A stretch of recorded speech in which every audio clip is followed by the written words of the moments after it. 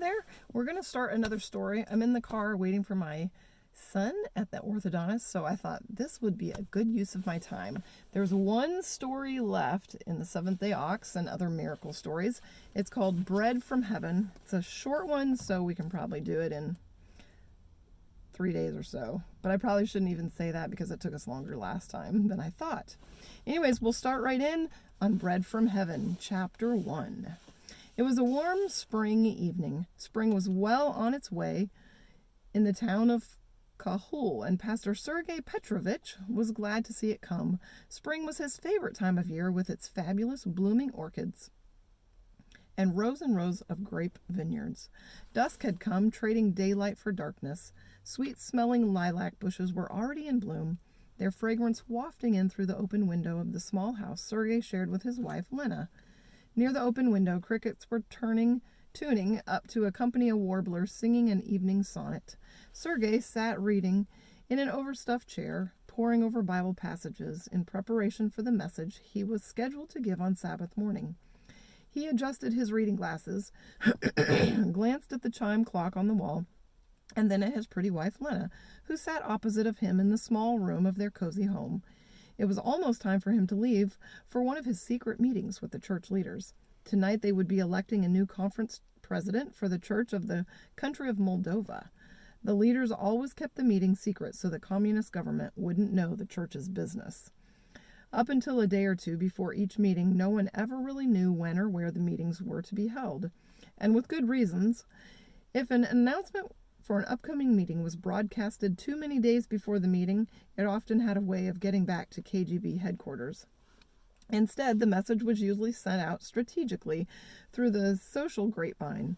The pastors' wives would share the information quietly with one another at the farmers' market, or maybe when they visited in groups to make quilts. Then again, sometimes the pastors would go for walks together in the evening so they could talk. That was how the grapevine operated, and it worked pretty well for church business. But none of these tricks could deter the KGB indefinitely. On many occasions, Sergei had been stopped on the street by KGB officials and asked where and when the next secret conference meeting was going to be held. Of course, Sergei could always answer that he didn't know where, because honestly, he didn't. Generally speaking, it was common knowledge that what he didn't know couldn't be used against him.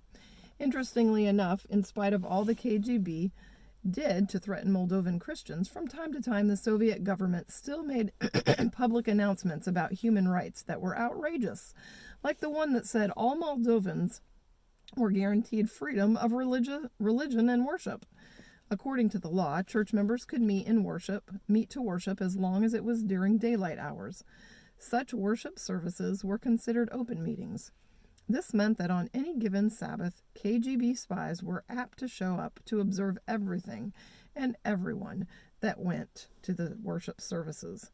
It wasn't surprising then that the KGB did not like it when secret meetings were held to elect new church leaders.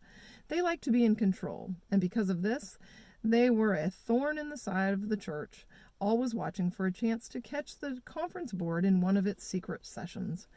They knew that the board was made up of conference officials and, most importantly, pastors. They knew that the board met at least 3 times a year, and that it always worked at night.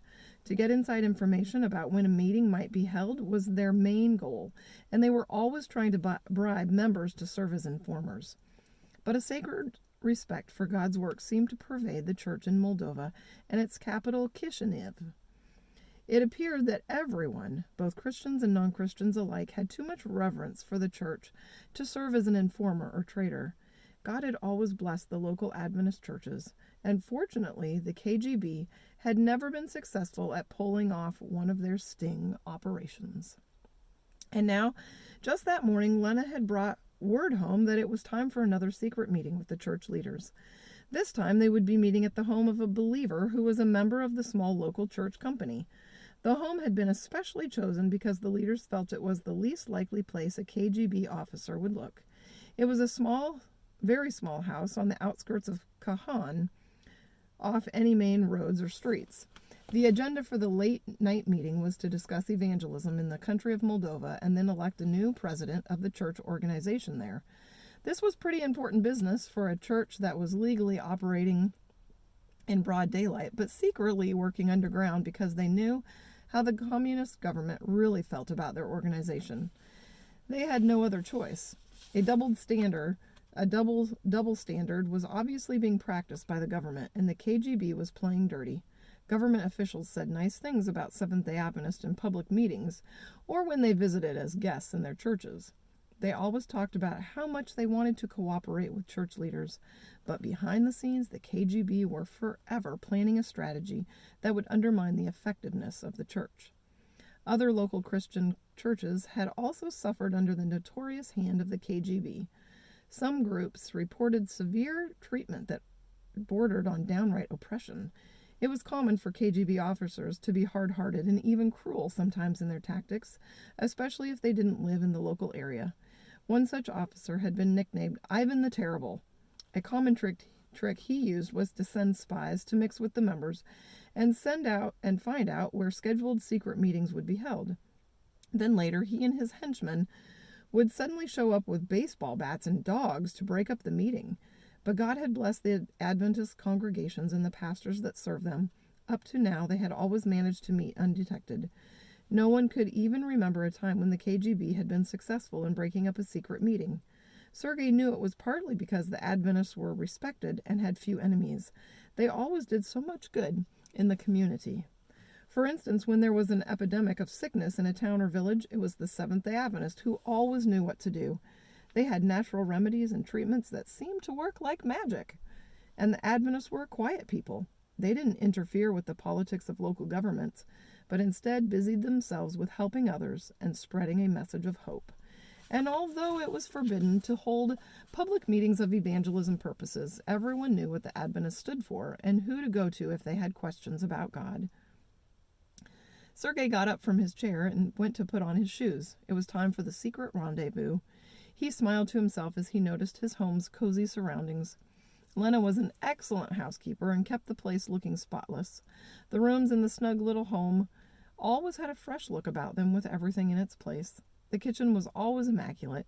Good smells of fresh baked bread and cakes greeted him when he came home in the evening, and Lena had always had such nice tablecloths spread on the supper table, and the floors were always so clean. Sergei understood that not wearing his shoes around the house was one of the reasons why. It was the custom in Russian homes to leave the shoes at the door, and Lena saw to it that everyone followed the rule. But what man with a wife like Lena could complain? Sergei gave his wife a kiss and stepped out into the night. Darkness had fully come, and with it the shadows. That was good, since he would certainly need to avoid detection by the KGB. He couldn't afford to have anyone getting suspicious about where he was going. Chapter 2. The night was cool, making the evening walk invigorating. Sergei wondered where exactly the KGB spies were tonight. They did know of the secret conference meeting being held to elect a new conference president. Oh, did they know of the secret conference meeting being held to elect a new conference president? Were they already following him? Would they crash the meeting and arrest everyone? So many questions, but Sergei knew what he had to do in the event there was trouble. If he at all suspected someone was following him, he would simply pretend he was going for an evening stroll and then eventually make his way back home. As Sergei walked briskly up the street, he thought about the life that he led as a pastor. Times were hard in Cahol, and like everyone, he and Lena were feeling the pinch of financial stress. The members in Sergei's churches could not afford to give him much. They could hardly make ends meet themselves, let alone contribute to his salary. But God is good, Sergei thought. That was the theme of his life, and he wore it like a smile. He was truly a man of God, always giving, always reading, always ready to lend a helping hand, and always a man of prayer. His parishioners loved him and looked to him for guidance and spiritual mentoring. As Sergei neared the house where they were to be meeting, he slowed his steps and glanced about him in the darkness for telltale signs of the KGB informer. No one under a secret lamp, no agent standing on the sidewalk smoking a cigarette in the shadows. He couldn't afford to take any chances. To be doubly sure, Sergei passed the house and kept right on going. He continued on down the street, turned left at the corner, and then went nonchalantly down another side street. Finally, he circled around and came back by another route. But there was no one in sight. Sergei smiled to himself in the darkness. God had again helped the leaders to disguise the whereabouts of the meeting. From all appearances, it did seem that all would be well. After a few more glances in the shadows, Sergei finally felt safe enough to relax. Evidently, there was no one out there at all. The KGB had missed the mark again. Sergei went around to the back of the house and rapped softly on the door using a secret prearranged knock. The door soon opened, and Sergei was drawn into the house by one of the pastors. The house was completely dark, and though it took some time for his eyes to adjust to the darkness, Sergei soon could make out the faint forms of his fellow colleagues. There were 14 of them. They greeted him warmly in hushed tones, and since Sergei was the last to arrive, they all bowed their heads in prayer to begin the meeting. For quite some time they shared reports about the latest efforts in evangelism and the needs that they should be most aware of. Churches and small companies of believers were springing up everywhere. The Lord was working in a mighty way to bring the gospel to the people of Moldova. People were hungry for the Word of God, and even though the government forbade any type of open evangelism, they couldn't control the longing for God in the hearts of the Moldovan people.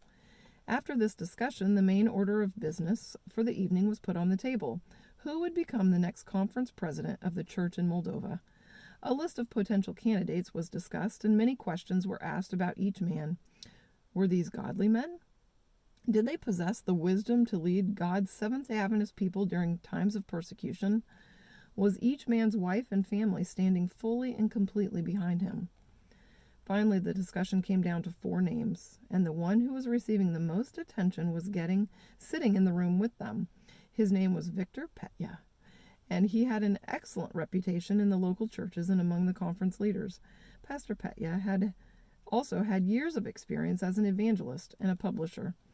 For years he had worked translating the Bible and other inspirational books into the language of the Moldovan people. He had enlisted the help of women in the local churches to do the typing.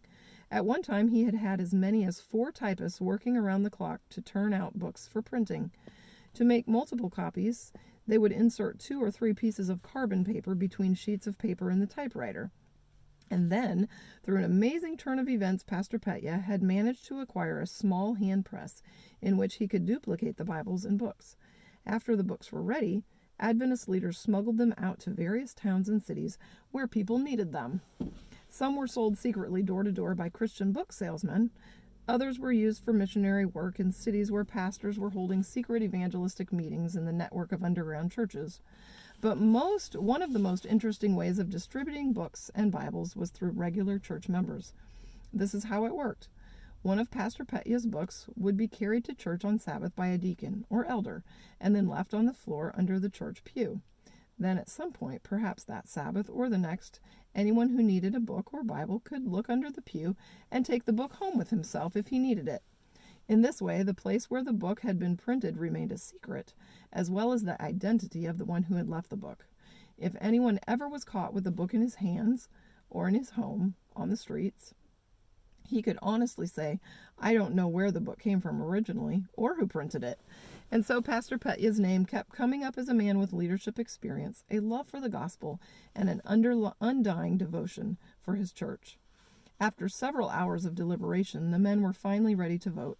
Small slips of paper were passed out among them, and each was told to write down the name of the man he thought was most qualified for the job as president. The papers were then collected and taken to an inner room in the house where the votes were counted by candlelight. And so it was that Pastor Victor Petya was unanimously elected that night as the new conference president.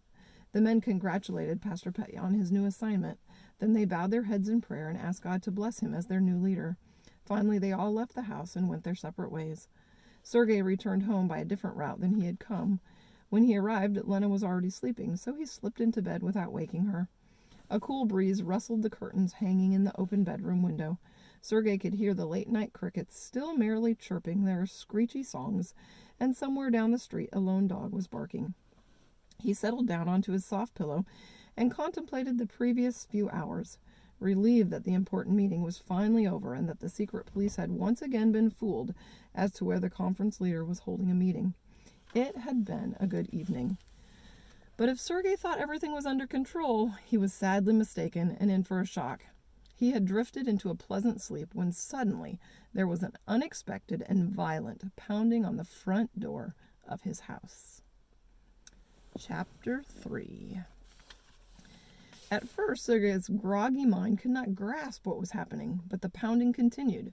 Was he dreaming? Was it his imagination working overtime, even at this late hour when the whole world should be sleeping? Was there someone at the door? He struggled to wake himself from the deep slumber into which he had fallen, but finally, through the cobwebs of sleep, he began to realize that there was indeed someone at the door. And then suddenly Lena was sitting up in bed and shaking him wide awake. "The secret police," she whispered hoarsely. "It's got to be the secret police." In the next instant, Sergei leaped out of bed to answer the incessant pounding. When he opened the door, several burly policemen in uniforms roughly pushed their way inside. "Gentlemen," Sergei fumbled for the light switch. "What's this all about?" Though he was wide awake, everything seemed like a dream as he squinted at the light now flooding the room.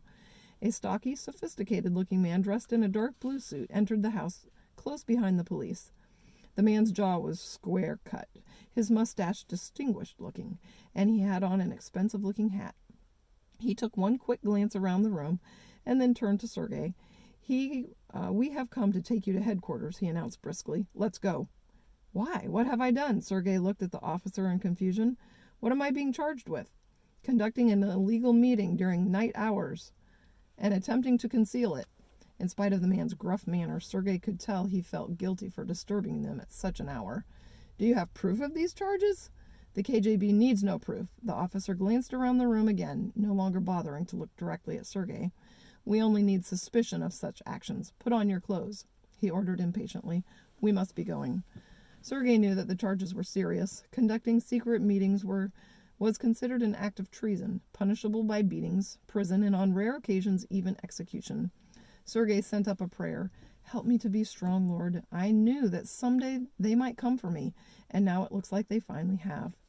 His mind raced like lightning as he contemplated his next move. Would they even let him take anything with him? He didn't know. Should he take clothes?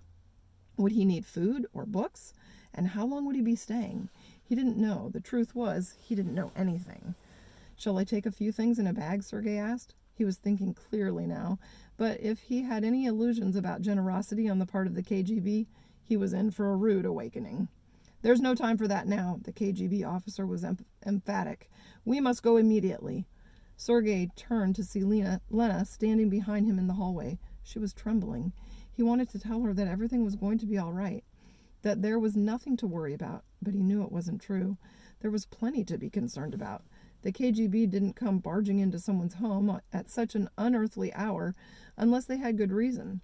"It'll be all right, dear," Sergei replied. "Everything is in God's hands." He turned to the KGB officer. "I'd like to say goodbye to my wife, sir. Will you allow me that much?" The KGB officer simply nodded his head in the direction of Lena. What Sergei said during the next few moments he would probably never remember, but Lena certainly would. "God is good, Lena." Sergei took her in his arms. "Jesus has been watching over us and holding us in the palm of his hand since the day we were born. He won't abandon us now." He smiled bravely, but inside he was quaking. Where were these men going to take him, and what were they going to do to him? "If I don't see you for a while, Lena, please try to be brave. God will be with you. He will be with both of us." Sergei swallowed hard. "I want you to write to my brother and see if you can go and stay with him and his family for a while. You and he are close, and I don't want you to be alone." Sergei glanced at the KGB officer and then at Lena again. He led her to a chair where she sat down, covered her face in her hands, and began to cry softly. "Lena, listen to me." Sergei's voice was gentle but serious, and something in it made Lena lift her face for a moment to stop crying. "I don't know what's going to happen to me. Jesus told us long ago that if we serve him, we might have to suffer for the sake of the gospel." He shook his head slowly. "Well, now we are definitely suffering for Christ, but that's okay," he assured her. "And if we—" He stopped and tried again to say what was on his heart. "If we should not see each other again on this earth, I will be looking for you in heaven." Lena's eyes widened in fear, and Sergei pulled her close to him to stifle a fresh batch of tears. "Let's go," the KGB officer ordered as he stepped toward Sergei. "We've wasted enough time." Lena clutched at Sergei's arm, but one of the guards pulled him free. "Please be brave," Sergei reminded her. "God will take care of us. He wouldn't ask us to suffer for him if he didn't think that we could bear it." Sergei looked at his wife tenderly. I love you, dear. Remember, all things work together for good for those who are called to be a part of God's plan. And then he was gone. All right, we'll see you back here tomorrow for the second dose of Bread from Heaven.